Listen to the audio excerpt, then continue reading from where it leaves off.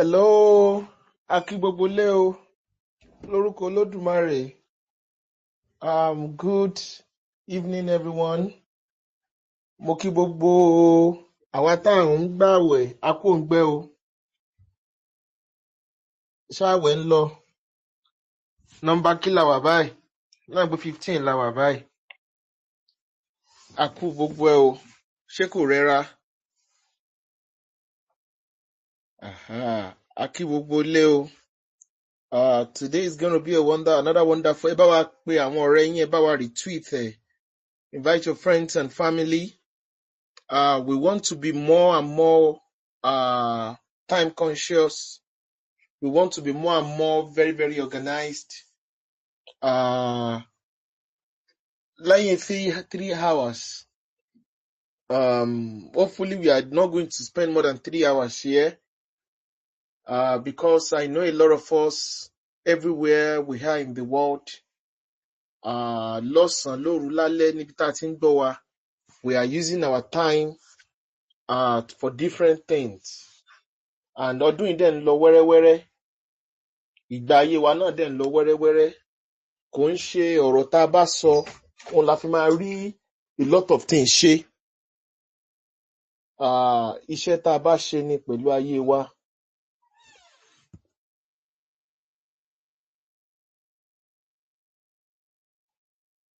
Mo kí wa o, mo kí gbogbo wa pátápátá. Mo kí olóòtú, the host, àwọn moderators wa náà. Hopefully they will join us. Ẹ ṣé o, mo fẹ́ dúpẹ́ lọ́wọ́ gbogbo àwa tó jẹ́ pé a jẹ́ ọmọ ọkọ Yorùbá. Tó jẹ́ pé we are not looking at our degrees, our doctorates, our PhDs, our professorship, our different achievements in our different spheres of endeavors. We are speaking up and defending the Yoruba people and trying to push back the over 50 years of the denigration and defamation of the Yoruba people in Nigeria. Ṣé rí ọ̀rọ̀ ahọ́n ogun gbogbo ogun láyé start from words. Mo kí wa ní orúkọ Olódùmarè. Mo kí gbogbo àwa tá a wà níbí ní òní láṣálẹ́ yìí. Today's topic is a very powerful topic. And I know a lot of us will be very asking questions. Èwo tún ni ààrẹ tún gbé jáde yìí? Kí ni TYF tún gbé jáde yìí? The Trinity of Yoruba civilization. There is a lot to unpack in this topic. It is not just a vague word. It is a powerful word. And it's a powerful message. Tó bá yẹ pé mo ní orí ọ̀fẹ́ ni, I would have been coming here every day. Bó ṣe pé 2 hours to continue to teach, to continue to preach. Torí ẹ̀ la fi ń make sure pé gbogbo lectures tá à ń ṣe ní TYF. It is being recorded. It is being archived on different platforms all across the world. And it is being archived on different media platforms. From TikTok to Facebook to Spotify to YouTube. Torí tí ọ̀rọ̀ yẹn ò bá wúlò fún àwọn ìran tó wà níbí, á wúlò fún ìran tó ń bọ̀, tó tún bọ̀, tó tún bọ̀, tá a gbọ́ sétí. We are not saying that we are doing something special. Ṣùgbọ́n a mọ̀ pé Olódùmarè fún wa ní orí ọ̀fẹ́ láti jẹ́ iṣẹ́ tá à ń jẹ́ fún ìran ọmọ Yorùbá. And what we are doing is extremely dangerous. What we are doing is possible. We are not going to do it. Somebody else should have done it. We've made a lot of enemies. We've made a lot of friends. Because of what we preach, a lot of Yoruba political elites are very, very much afraid of identifying with us. Because of the message we preach, a lot of our fellow Yorubas are very, very much afraid of even coming here with their real account.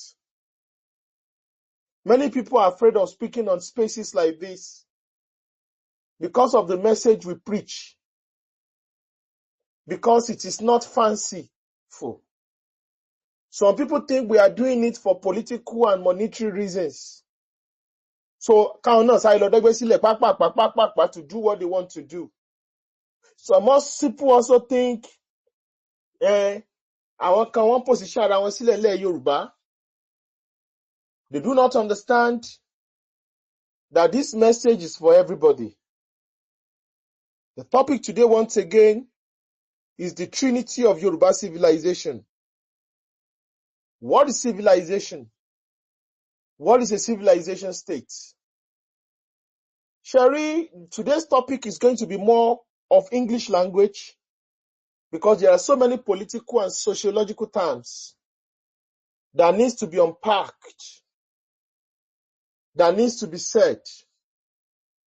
Firstly, I want to commiserate with people that lost their lives in Ondo State in the last week. I really want to really empathize and sympathize with our people that lost their lives due to non-state actors, suspected herdsmen of Fulani extraction that killed farmers, that attacked farming communities in Ondo State. A lot of people have messaged me and said, why have I not joined in calling out the Ondo State governor? But what I want to say is, in TYF, we are not a reactionary institution. We are reformists, and we might have some revolutionary ideals and revolutionary attitude and revolutionary principles. Without state police, the killings all across the nooks and crannies of Nigeria will not stop. Without state police and the decentralization of the policing of the security apparatus, the killings in Nigeria is never going to stop. Chief Obafemi Awolowo, the father of modern Yoruba nation, has said it for us to secure Nigeria. Nigeria needs to have a decentralized police structure. It is suicidal. It is uncalled for. It is madness for a country that calls itself a federation, a federal republic of Nigeria, made up of different ethnicities and different civilizations, to be running a centralized policing system. It is absolutely ridiculous. The policing must be local because all crimes are local.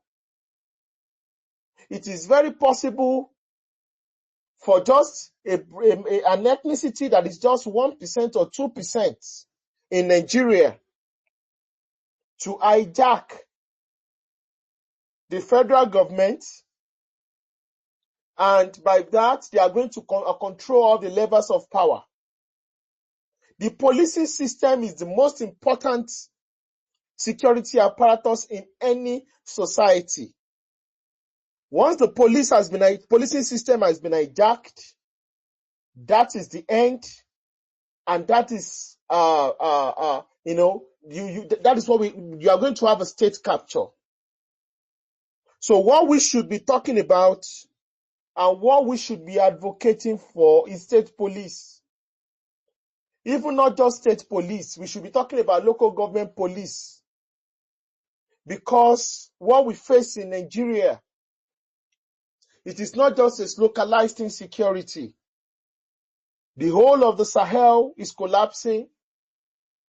The whole of the Sahel is collapsing. When I mean the whole of the Sahel, I'm talking about countries in the Sahel belt of Africa. from Mauritania to Mali to Burkina Faso, Central African Republic, Northern Ghana, Sudan, Ethiopia, Eritrea, Niger Republic, Northern Nigeria. All these spaces is awash with millions and millions of AK-47 and non-state actors killing, maiming, and destroying all those places. The insecurity, the terrorism that the Nigerian army has been battling for the past 16 years is not just a Nigerian problem. It is a global problem. It is an African problem. It is a Pan-African problem. It is a Pan-Sahelian problem. So what we should be talking about, it doesn't matter who becomes the president in 2027. It doesn't matter who becomes the president in 2031. We are not even here to try and scapegoat any form of ethnicities or any kind of ethnicity, but we realize, we understand that if we do not decentralize, just the way we decentralized power, we decentralized electricity, we decentralized railway, we allow the private enterprises to take over our telecommunication system. If not, we'll still be stuck with Nitel, and we are still going to be backward. If we do not decentralize the security architecture of Nigeria, there will still going to be killings, there's still going to be destruction all across. I'm not a prophet of doom. So we need a decentralized policing system. There is no federation in the world that does not have its own, that is effectively policed, that does not have its own policing structure, that does not have its own local policing structure, where the indigenous people have a form of policing system over their affairs. This is the bitter truth. But some people, one way or the other, because of their own version of Nigeria, where they believe for Nigeria to survive, the different constituent ethnic nations within Nigeria must die, which is nothing but a form of genocidal anarchy, a form of anarchist, a form of chaotic, a form of Armageddon style vision of Nigeria, which is why all of us must speak up. Because those who want to turn Nigeria take Nigeria to the road of Congo, like what happened in 1966, they have not stopped. Which is why we must fortify ourselves with right political education so that we can fight for the right things. Imagine if NSAS was start fighting for true federalism in Nigeria. Imagine if NSAS was fighting for state police. Imagine if NSAS was about resource control. Imagine if NSAS was about the renegotiation of Nigeria and the imposition and the enforcement of ethno-linguistic federalism in Nigeria. Imagine if NSAS was talking about restructuring. But NSAS was a reactionary movement, which some people thought was a revolutionary movement. And it ended up treating a symptom. NSAS wanted to cure cancer by using paracetamol. That is the situation of Nigeria. That is why some of us are supporting Tinubu, not because he's a Yoruba man. Some people can say that's one of the reasons, but because we believe he has the panacea to fundamental issues of Nigeria, which is social justice, which is justice for the oppressed people of Nigeria, big or small. And how are we going to get justice in Nigeria? We are going to get justice in Nigeria through federalism, fiscal federalism, ethno-linguistic federalism. Because we are not going to give up our Yoruba identity for Nigeria. We are never going to do that. We, Yoruba nation, will not do that. The Yoruba race will not do that. Once again, I greet everybody in the name of Olodumare. Bonka, you can come up, please. The co-host, please, you can bring up Bonka. Today, we are talking about a very important topic, which is the Trinity of civilization, of Yoruba civilization. What is Yoruba civilization? What is civilization? And what is a civilization state? A civilization state or a civilization is the most advanced form of culture any society can attain. It is the highest form of advancement or cultural advancement that any civilization or any society can attain. And it is civilizations and civilization states that determines the hierarchy, the organization of any society, nation states all over the world. In the world, we don't have up to 20 civilization states. In the world, we don't even have up to 20 existing civilizations as we speak. And I can proudly say that the Yoruba civilization state is one of the few indigenous African civilization states that still exist. Empires rise and fall. The same thing happens to civilization.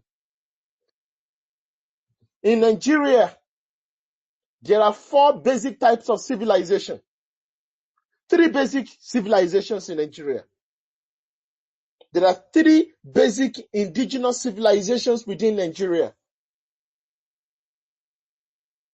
Apart from the Anglo-Saxon, Germanic, Judeo-Christian civilization that we have, which the British enforced of laws that created this Nigerian state. Because the British, they are running on an Anglo-Saxon Judeo-Christian civilization, which was derived from the Roman Empire. So you look at the Nigerian states. Within the Nigerian states, there are 3 indigenous powerful civilizations. The first one is the Nok civilization. When we talk about the Nok civilization, these are ancient civilization states, civilization that gave rise to the Kwarafa. This is why the Middle Belt people are very strong and they cannot be conquered. Because they have a powerful civilization state, which is the Kwarafa, which is the Nok civilization. From southern Kaduna all the way to Taraba, you have a Nok civilization across that Middle Belt. So when you see somebody from the Tiv, the Jukuns, the Birams, the Pachama saying, we are Middle Belt, we are not Northerners, it is not coming because they are not saying it because many of them are Christians. They are talking from a prehistoric, pre-Nigeria, pre-colonial identity power structure, which is the Nok civilization. The second second civilization we have is the Afro-Asiatic Islamic civilization. What is the Afro-Asiatic Islamic civilization? If you look at that area from Sokoto straight down to Borno, there has been, because those places were like a gateway into North Africa, into the Arab world, into the Ottoman world, there has been a kind of a cross-fertilization through different migrations that has created a unique civilization that is based on Islamic civilization, but is unique in its own right. That is why it is called an Afro-Asiatic Islamic civilization. Partly African, partly Semitic, partly Negro, partly Semitic. And within this rank is just two major ones. The Kanuri Islamic Afro-Asiatic Islamic civilization and the Sokoto Caliphate, which is the Fulani Afro-Asiatic civilization. Very, very powerful civilization. And that is why to them, religion cannot be separated from the state. The state and the religion is the same. They cannot separate religion from the state. That is why some of us have tried as much as possible to even question this Nigerian state. What is it? And what do we need to get out of it? The last civilization. So you lose Shazirbi Moshento. I want everybody to picture the map of Nigeria as you're listening to me. Sharibi Okenya from Sokoto to Maiduguri from left to right. You are seeing the Afro-Asiatic civilization. In the middle, you have a Nok civilization. Now, Nibi, the coast, you have the Oduduwa Ife civilization. Because you look from the Yoruba part from the southwest to the south. It is the Ife civilization that has shaped the entire civilization in that place, axis. It is the Obership system that we had that they are using in Benin. The same thing they are using in Onitsha. And if you observe the Igala civilization, which is an offshoot, because a civilization is also based on Ifa, is an offshoot of the Ife civilization because they are also a Yoruboid group.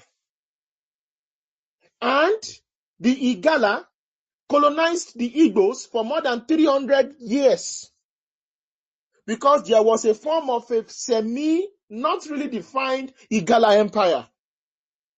So the Yoruboid, the first interaction of the Igbos with Yoruboid groups was not even through Benin, it was through the Igalas.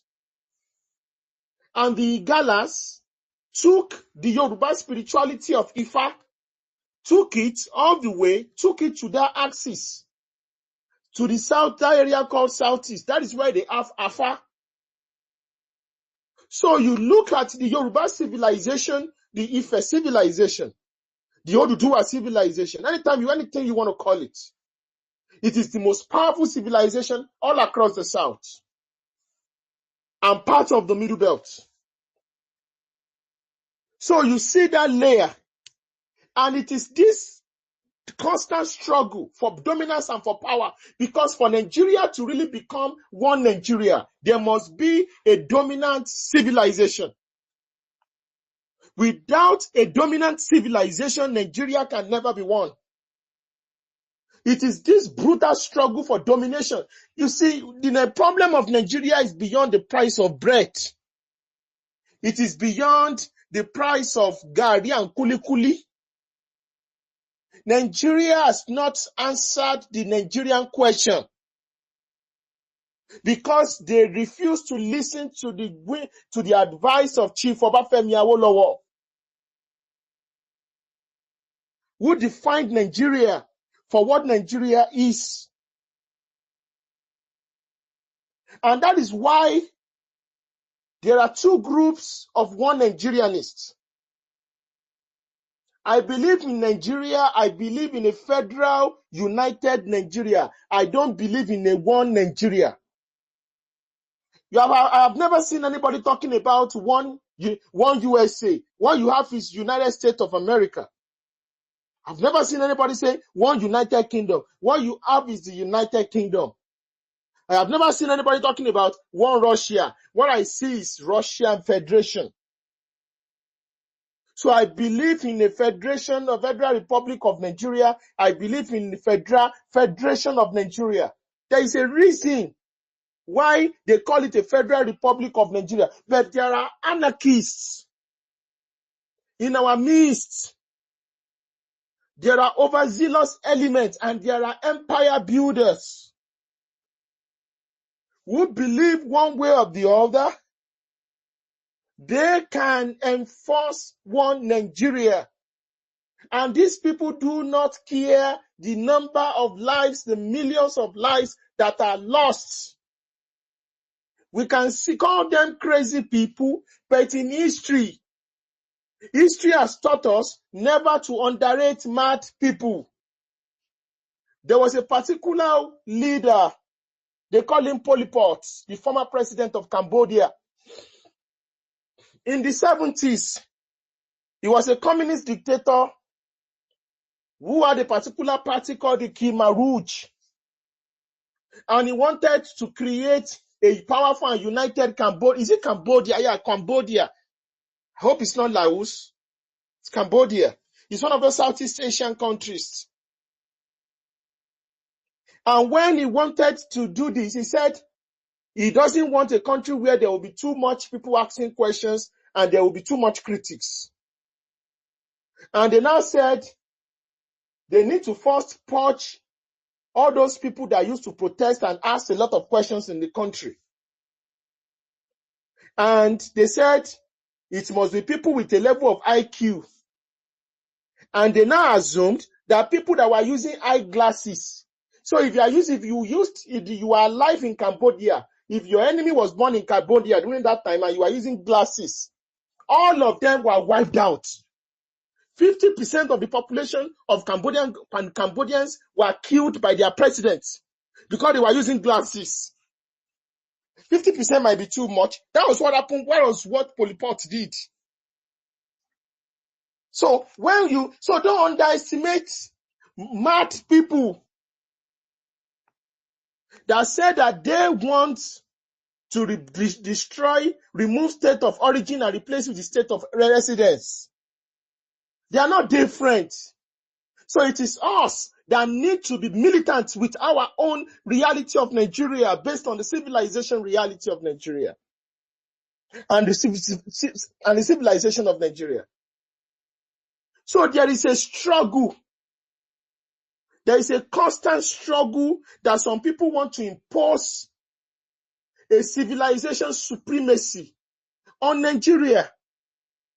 So when you see people that are saying they want Sharia law all across Nigeria, what they want is to impose the Afro-Asiatic Islamic civilization that they are bringing from that Sahel all across Nigeria.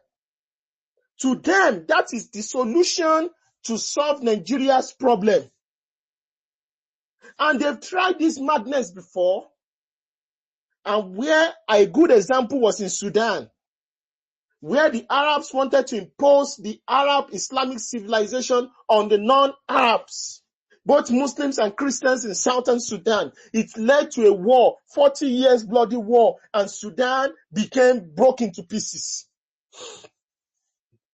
How are we going to solve this problem in Nigeria without? Because we don't want war.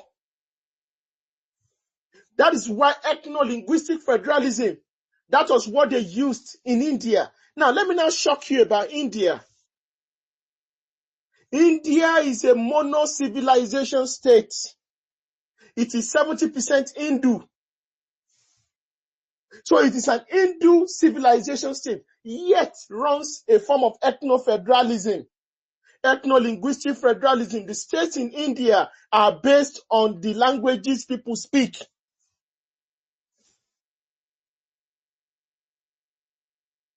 People in the south that speak Malayalam, they are in their states. People that speak Bengal, they are in their states together. They are in one state together. People that speak Tamil, they are in one state together. That was how they organized India, that even has a major civilization state. That is why India is stable. It is a mono-civilization state, unlike Nigeria. Now, this is now where the problem now comes.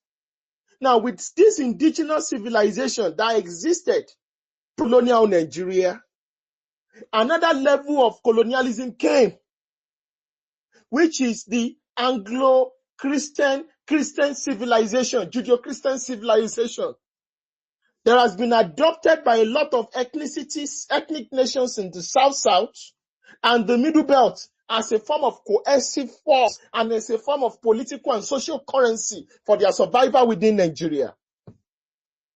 I hope I'm not speaking any form of political scientific jargons. And I hope I'm communicating. Now, the Yoruba is a civilization state. I think that has been very, very clear. Very, very powerful. And it's the most powerful civilization state, transatlantic, out of Africa. It is a complete civilization. The reason why some of us are speaking every day on top of our voices, speaking like those of the people shouting in the wilderness, is because history has told us that empire rises, empire falls. There are so many civilizations that are far more powerful than us, far more better than us, far more rigid than us, far more radical than us, that has come and gone. I remember the Mayan civilization, the Inca civilization, the Aztec civilization. They are gone. The Babylonian civilization, where are the pharaohs? They are gone. Where are the Kushites? They are gone. Abyssinia, they are gone. The Great Zimbabwe civilization, they are gone. The Hausa civilization, it is gone. Where is the ancient Ghana Empire? It is gone. Where is Andalus? It is gone.